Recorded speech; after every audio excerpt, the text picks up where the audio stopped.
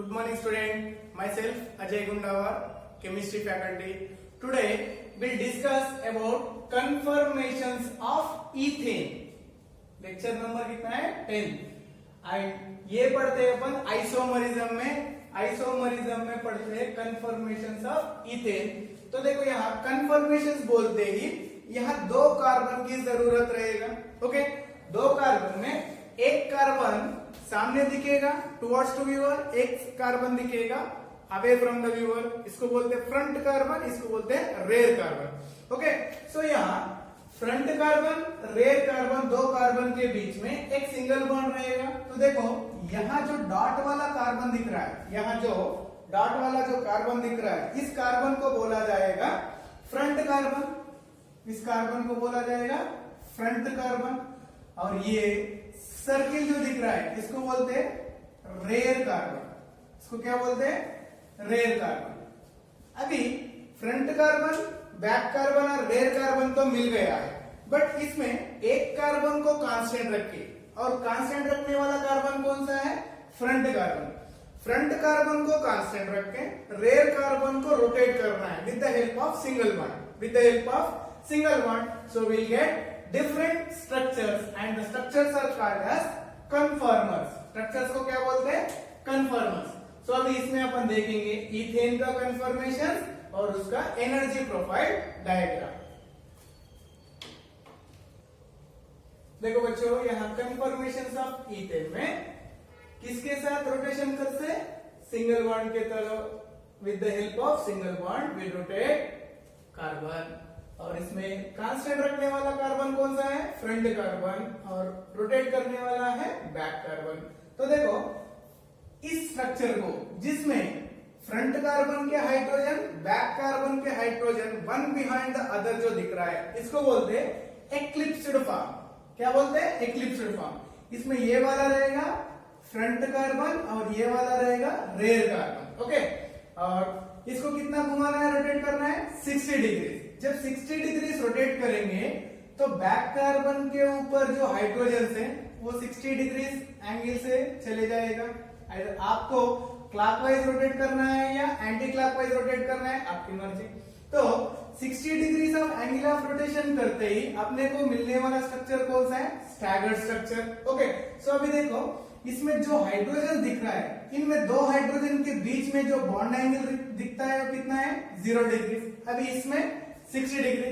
Next 60 degree of angle of rotation करते हैं, अपने को मिलेगा एक्लिप्स. फिर next 60 staggered, eclipse, staggered, eclipse, staggered. वैसे ही घूमते रहेगा. तो यहाँ याद रखो कन्फर्मेशंस ऑफ इथेन में 0 डिग्री टू 360 डिग्री के बीच में अपने को मिलेगा इनफाइनाइट स्ट्रक्चर्स. कितने मिलेंगे? Infinite structures. अभी इसमें देखना है इसका स्टेबिलिटी. ओके, अभी कन्फर्मेशंस ऑफ इथेन में यहां तो दो हाइड्रोजन के बीच में जो हाइड्रोजन में इलेक्ट्रॉन्स रहेगा उन दोनों के बीच में रिपल्शन होगा, बट यहाँ रिपल्शन क्या होगा? लेस रिपल्शन रहेगा. जिसका लेस रिपल्शन रहेगा उसका स्टेबिलिटी मोर रहेगा. तो स्टेबिलिटी देखा गया तो स्टैगर्ड फॉर्म का जो स्टेबिलिटी रहेगा is more than eclipsed form.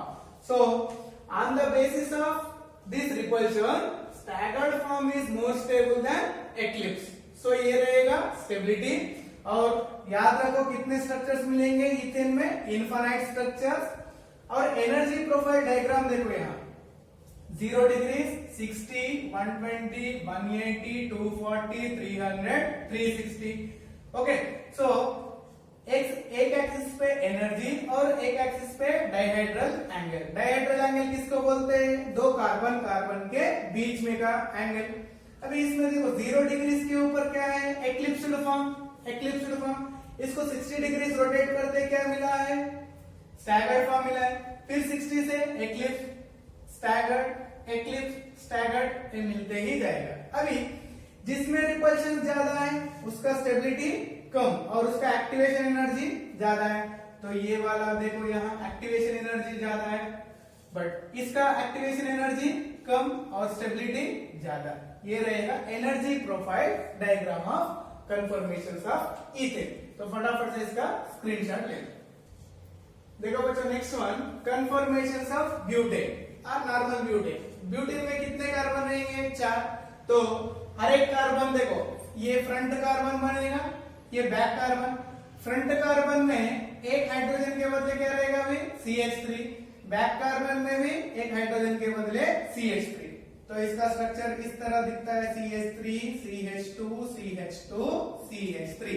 Okay, एक फ्रंट एक बैक कार्बन बन गया है। तो अभी देखो इसमें फ्रंट कार्बन पे CH3 और बैक कार्बन का CH3 one behind the other है, और यहां भी hydrogen one behind the other है। सो इसको बोलते हैं फुल्ली एक्लिप्स्ड फॉर्म, जिसमें atoms completely one behind the other है, उसको क्या बोलते हैं? Fully eclipsed form. Okay, so अगर इसको 60 degrees of angle of rotation करते हैं, आइदर क्लॉकवाइज और एंटी क्लॉकवाइज, तो यहाँ देखो मैं तो क्लॉकवाइज कर रहा हूं, तो यहाँ कांस्टेंट रहने वाला है फ्रंट कार्बन के ग्रुप्स और रोटेट होने वाला है बैक कार्बन। तो देखो बैक कार्बन पे क्या है? यहाँ CH3 60 डिग्रीज रोटेशन हो गया है। ओके, अभी इसको बोलते हैं स्टैगर्ड फॉर्म। बट स्टैगर्ड कैसा है? ये पार्शियली है, पार्शियली स्टैगर्ड फॉर्म, और इसको बोला जाएगा gauche form. Okay, it is based on a scientist. अगर इसको 60 degrees of angle of rotation करते हैं तो अपने को ये स्ट्रक्चर मिलेगा।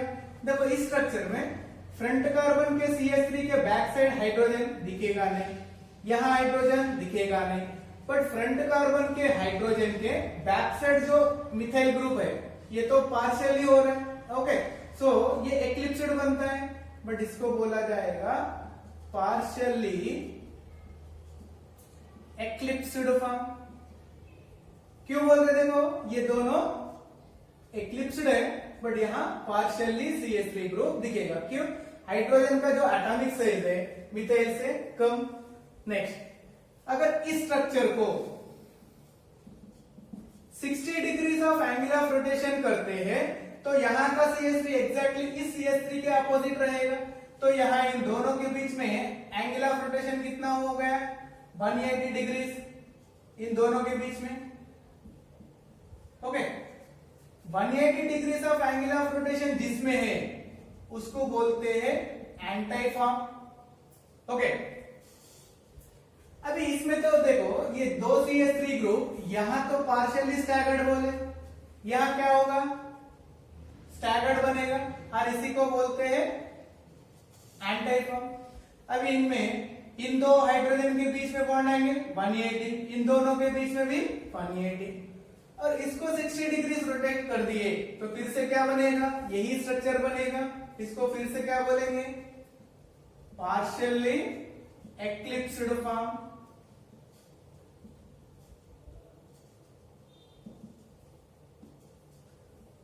फोर्थ और ये फिफ्थ। नेक्स्ट, इसको रोटेट कर दिए तो ये स्ट्रक्चर मिलेगा। अभी देखो second structure, sixth structure, both are same. तो ये गौचे 1, ये गौचे 2, और फर्स्ट स्ट्रक्चर और कौन सा स्ट्रक्चर इससे मैच करता है? कौन सा भी स्ट्रक्चर मैच नहीं करेगा। अभी सेकंड सिक्स्थ के साथ मैच करेगा, थर्ड फिफ्थ के साथ मैच करेगा। तो देखो अभी फर्स्ट स्ट्रक्चर को क्या बोलते हैं? Fully eclipsed form. क्या बोलते हैं? Fully eclipsed form. Second structure किस स्ट्रक्चर के साथ मैच कर रहा है? सिक्स्थ के साथ, तो इसको क्या बोलते हैं? गौचे फॉर्म या पार्शियली स्टैगर्ड। नेक्स्ट, थर्ड और फिफ्थ, थर्ड और फिफ्थ क्या बोलते हैं? Partially eclipsed form. Next, fourth one इसको बोलते हैं एंटी फॉर्म। सो अपने को पूरे डिफरेंट स्ट्रक्चर्स कितने मिले? ओनली 4। फुल्ली एक्लिप्स्ड फॉर्म, इन दोनों में से एक ही काउंट करो, गौचे फॉर्म, फिर इन दोनों में से एक ही पार्शियल एक्लिप्स्ड फॉर्म, और ये एक एंटी फॉर्म। अब इसमें अगर स्टेबिलिटी ऑर्डर देखा गया है ओके, सो इसमें इस कंफर्मेशन में सबसे लीस्ट रिपल्शन रहेगा वो रहेगा एंटीफॉर्म। देखो इसमें दो मिथाइल ग्रुप दो हाइड्रोजन के बीच में एंगल ऑफ रोटेशन कितना है 180, तो इसका स्टेबिलिटी सबसे ज्यादा रहेगा। उसके बाद देखो अभी पार्शियली स्टैगर्ड फॉर्म या गाउचे फॉर्म, एक्लिप्स्ड फॉर्म, इन दोनों में किसका स्टेबिलिटी ज्यादा रहेगा? गाउचे। क्यों? यहाँ 60 डिग्री, तो यहाँ गाउचे फॉर्म। नेक्स्ट इसके बाद में एक्लिप्स्ड फॉर्म बचा हुआ है। देखो partially eclipsed form, fully eclipsed form, दोनों में किसका स्टेबिलिटी ज्यादा रहेगा? पार्शियली में रहेगा। So partially eclipsed form and finally least stable वाला फुल्ली एक्लिप्स्ड फॉर्म। ओके, तो देखो 60 degrees of angle of rotation करते ही ब्यूटेन में कितने कंफर्मेशंस मिल रहे हैं? Total 6, but among these 6 only 4 are different, remaining 2 are identical. Okay, first one is fully eclipsed form and second one is Gauche form, third partially eclipsed form, fourth one is anti-form. Remaining 2 structures are equal with another two structures. Okay, now stability order. Among these all the conformations, anti-form is more stable because 180 degrees of angle of rotation takes place between two methyl, two hydrogen, so less repulsions, more stable. Then in Gauche form, here 60 degrees of angle of rotation takes place, so it is less stable than anti-form. Next one, partial eclipsed form, and next least stable one is fully eclipsed form. Take a screenshot. Now we'll discuss its energy profile diagram. Next देखो बेटा energy profile diagram of butane. इसमें देखो 0 degrees पे जो structure रहेगा उसको बोला जाएगा fully eclipsed form and it is activation energy is more and it is least stable. So after 60 degrees of angle of rotation will get partially staggered or it is also called as Gauche form. Next after 60 degrees of rotation again we'll get partially eclipsed form. And after 60 degrees we'll get antiform. Antiform is more stable, it means least activation energy. Again we'll get partially eclipsed form, then we'll get partially staggered form, and finally at 360 degrees again we'll get fully eclipsed form. So इसमें देख लो यहाँ कितने peak दिख रहा है 1 2 3 4 5 6। इसमें जिसमें activation energy कम दिख रहा है उसका स्टेबिलिटी तो ज्यादा रहेगा, तो सबसे ज्यादा स्टेबिलिटी एंटीफॉर्म, उसके बाद गाउचे फॉर्म, उसके बाद पार्शियली एक्लिप्स, उसके बाद फुल्ली एक्लिप्स। ये रहेगा energy profile diagram of butane. फटाफट से इसका स्क्रीनशॉट ले लो। इसका एक एग्जांपल करेंगे अपन ग्लाइकॉल का। नेक्स्ट देखो बेटा कन्फर्मेशंस ऑफ ग्लाइकॉल, और इसी को क्या बोला जा सकता है? Ethylene glycol. तो देखो CH2OH सिंगल बॉन्ड CH2OH, तो इसमें एक फ्रंट कार्बन बनेगा, एक रेयर कार्बन बनेगा। फ्रंट कार्बन और रेयर कार्बन के ऊपर जो OH ग्रुप है, okay, they are one behind the other with again hydrogen also. Okay, so these all the groups are one behind the other and the structure is called as fully eclipsed form. If 60 degrees of angle of rotation takes place, we'll get partially staggered form and these two OH groups are separated by 60 degrees. But here in between these OH, oxygen of one group and hydrogen of one group, attractions are takes place and we'll get a hydrogen bond between these two OH, and here this hydrogen bond is intramolecular hydrogen bonding. Now if 60 degrees of angle of rotation takes place, again we'll get partially eclipsed form, and 60 degrees we'll get antiform. Now again 60 degrees we'll get partially eclipsed form, and 60 degrees we'll get partially staggered form. Again here these two are same, that is 1 2 3 4 5 6. Here 2 6 same, 3 5 same, and different are 1 and 4. So here again we'll get only different 4 structures, that is first, second, third, fourth only. Okay, but here just remember its stability order. अभी butane में glycol में stability order same रहेगा but एक जगह change रहेगा. देखो conformation of butane में stability में anti form is more stable than gauche form बोला गया है. Is it okay?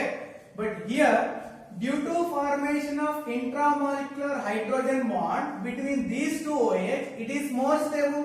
So gauche form that is partially staggered is more stable than antiform. Okay, actually antiform is more stable, but here due to formation of intramolecular hydrogen bonding glycol is more stable, so it is more stable than antiform. Next, partially eclipsed form, then fully eclipsed form. Okay, this is about glycol. इसका जो energy profile diagram रहेगा as usual butane के जैसा ही रहेगा, but stability order क्या रहेगा? ये रहेगा. तो गाउचे फॉर्म का पीक सबसे नीचे और एंटी फॉर्म का पीक थोड़ा सा ऊपर. Just take a screenshot. Now we will discuss conformations of cyclohexane. देखो बच्चों, next one conformations of cyclohexane. Already it is a cyclic structure. Okay, तो देखो cyclohexane adopt non planar structures. Okay, it is a non-planar structure, and here we will get two different structures, that is chair conformation and boat conformation. These are also called as puckered ring structures.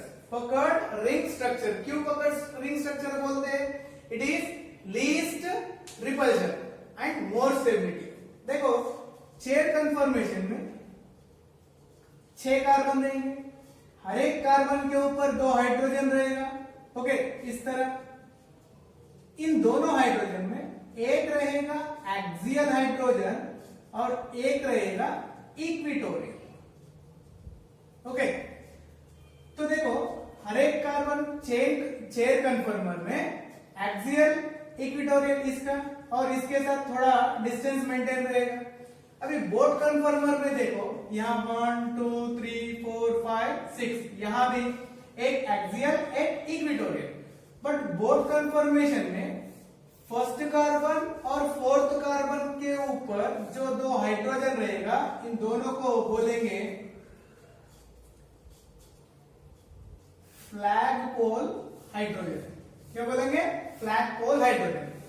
Flag pole hydrogen looks like a flag. Okay, so यहाँ थोड़ा सा bond ज्यादा दिखे जैसा दिखता है. तो जैसे ये फ्लैग पोल हाइड्रोजन एक दूसरे से नजदीक आते ही तो यहाँ क्या होगा? Repulsion. When repulsion takes place, stability slightly decreases. So stability अगर देखा गया तो chair conformer is more stable than boat conformer. Both are stable, but among these two structures, chair is more stable than boat form because here in between these two flag pole hydrogen, some repulsions are takes place. But in chair conformation, there is no repulsion. Due to absence of repulsion, chair conformation is more stable than boat conformation. So this is about conformations of cyclohexane. So यहाँ आज क्या क्या देखे? Conformations of ethane, conformations of butane, conformations of glycol, conformations of hexane. Okay? अगर आपको मेरा video अच्छा लगता है तो लाइक करो, subscribe and share. Thank you.